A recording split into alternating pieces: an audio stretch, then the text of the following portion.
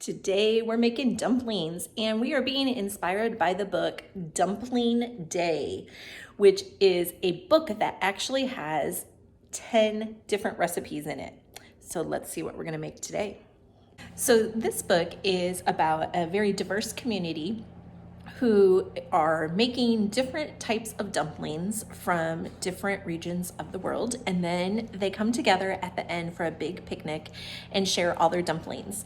It's part adding and subtracting book, and it also has in the back of the book 10 different recipes for 10 different types of dumplings, as well as a map showing where each of the different types of dumplings come from, which regions that they come from. So dumpling is, there are so many different styles. They can be savory, they can be sweet. It's basically some type of dough around some type of filling. So welcome, my name is Jody Rodriguez from Growing Book by Book, and we are gonna make the recipe from Russia for these, I believe you pronounce them pelmenis. So let's get cooking. So the first thing we have to do is prep our dough. So in the bowl I have some flour and salt, and I decided that we were just gonna make a half batch of these because for the filling, you can use any meat you want, but it calls for a pound, and I only have a half pound today.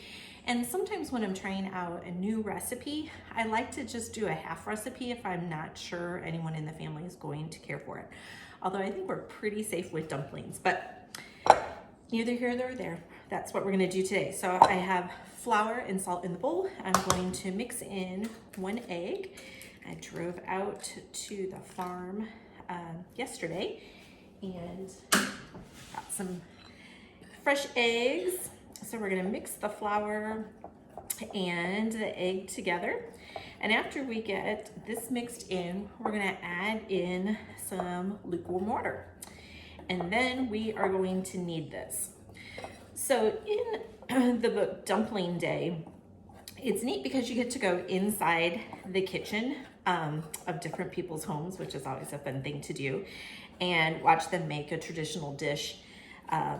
In this case, a dumpling related dish. So for example, in one of the homes you go in and they're making tamales, which is something that my family does every Christmas Eve. We make tamales, and then we make a big batch because it is a very labor intensive process. I'm gonna go ahead and add the water, get this mixed in. I'm gonna probably have to switch to my hand and start to knead this until we get a nice smooth cohesive dough. So we like to make a big batch of tamales, and then we freeze them and eat them over the next couple of months. So I do have tamales in my freezer, but I had never made this type of dumpling before, so I thought we would give this a go today. So one of the things in Dumpling Day, so it kind of has a counting aspect to it, as you're making one dumpling and then you go to the next page and you add, a second dumpling until you get all the way up to 10 different dumplings. So I think this is an okay book for working on mental math. The illustrations don't necessarily match the number concept, like if you were going to try to check it by counting on the next page. So it doesn't work real well for that, even though it seems like it should. It doesn't. But if you're using it for purely mental math and having your child guess if there was one dumpling and now we add one new different kind of dumpling, how many different kinds do we have? And you were talking through it that way, I think it would be very beneficial to work on some math skills. So I am just gonna keep working this to incorporate all that flour. So after we knead this for a little bit until it gets nice and smooth, we're going to set this aside and let it rest while we're working on the filling. So for the filling, the recipe in the book suggests using beef, like ground beef, ground chicken, ground turkey. I'm gonna use some ground sausage that I picked up yesterday. I used half of the ground ground sausage yesterday for some homemade pizzas that we did. So I had a half a pound left, so I thought that that would be good in here. And then it calls for just salt and pepper and some minced onion. I might play around with those flavors a little bit and see what I have in the pantry that we might add to that sausage.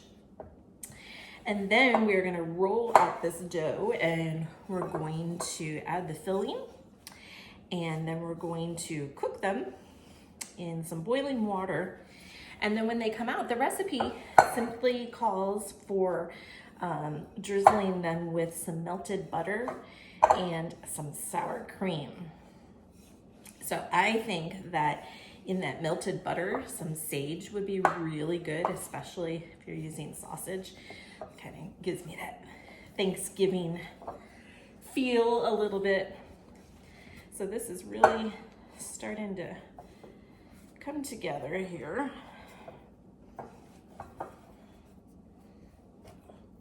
So we're looking kind of for a smooth and elastic dough, the recipe says. So I think we still have a little bit. I could do this on another surface, but I don't really want to dirty another surface. So I think I will just work it right here in this bowl. All right, we'll be back in a few minutes to prep our filling. All right, time to make our filling. So I have some sausage, pork sausage that was left over from last night. And then the recipe just calls for some minced onion and salt and pepper. I don't really feel like mincing just a tiny bit of onion right now.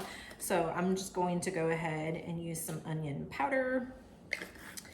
And I'm gonna use some seasoning salt. And then I was digging through my pantry because I'm doing the 3 Rivers Challenge in January and trying to use up things that are in the pantry. And I got for free from an order that I did these purple potato flakes chips. And they have been in my pantry forever because I had zero idea what to do with them. But I'm thinking potatoes, sausage, onion inside a dumpling might be good. So we're gonna add some of these and see what they are. Kids would think that they were cool because they're a purple color, not very often that you get purpley foods. So let's mix this in and see where we're at. Once we get this filling all mixed up, then we are gonna be ready to roll out our dough, put our filling inside, and then we are going to boil these in some hot water with a little bit of salt. And then I have a pan behind me that I put some salted butter in.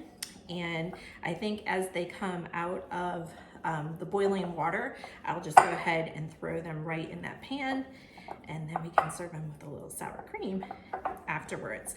So I have the recipe. So the recipe says that this is going to make 24. We shall see. All right, I think we've got this mixed in pretty well. So let's get to rolling in stuff. I'm gonna roll my dough into a log. We want it to be about 2 inches in diameter. And then we are gonna cut this into 24 slices, and we will roll out each slice. And then we'll put our filling in. So let's see where we're at. So 24 slices. So I'm gonna do half. We'll do 12 and 12. So this will be 6 and 6.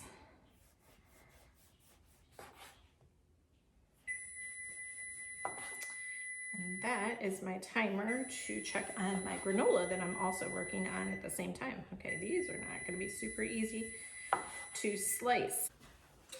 Okay, so rolling out dough into a circle has never been my strong suit, but we're just going with it.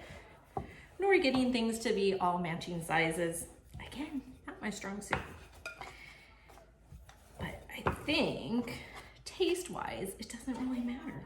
So, got our last few ones here. This dough is really easy to work with. It doesn't tear, which is nice.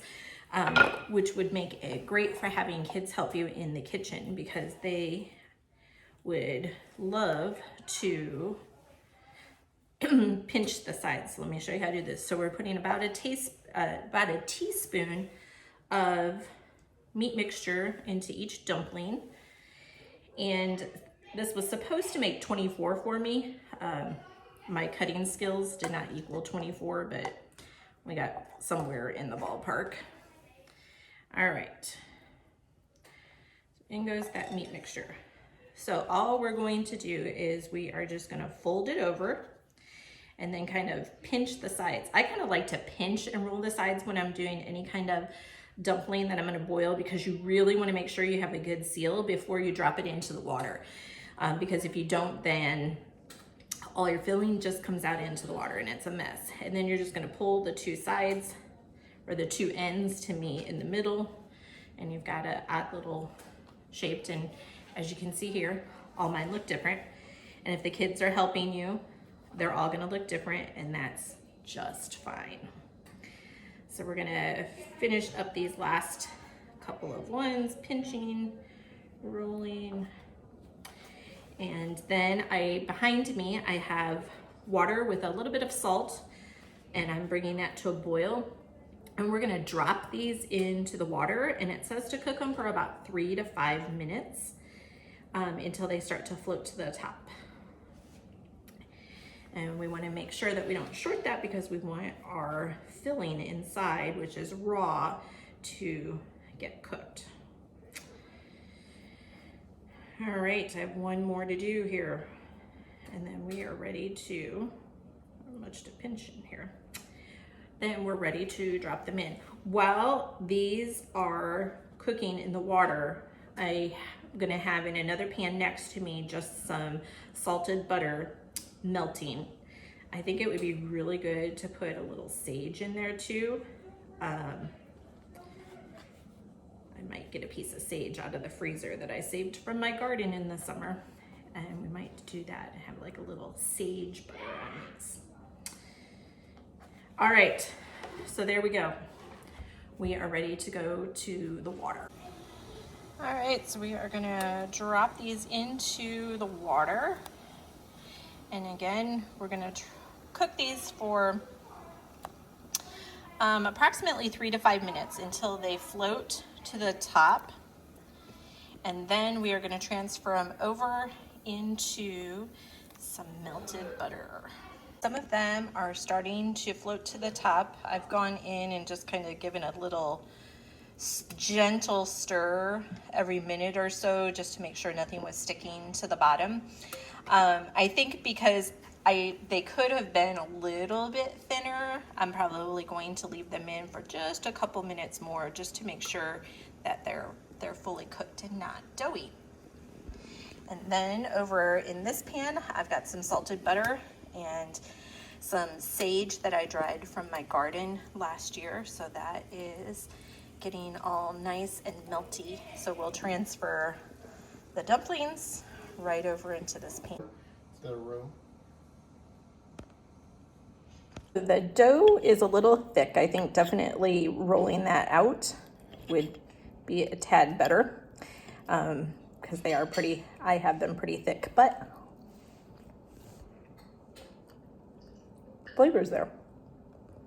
So after having my flour spill and then another spill, I decided it was time to take my contacts out because everything was blurring up and they needed to come out. That was aiding in my disasters that I was having. So the overall taste test, I thought that the flavor was good, but the dumpling dough was too thick. I should have rolled it out much, much thinner. And my kids kind of felt the same way. They felt like the dumpling part of it, especially around the edges, was just too thick, but they liked the taste of it.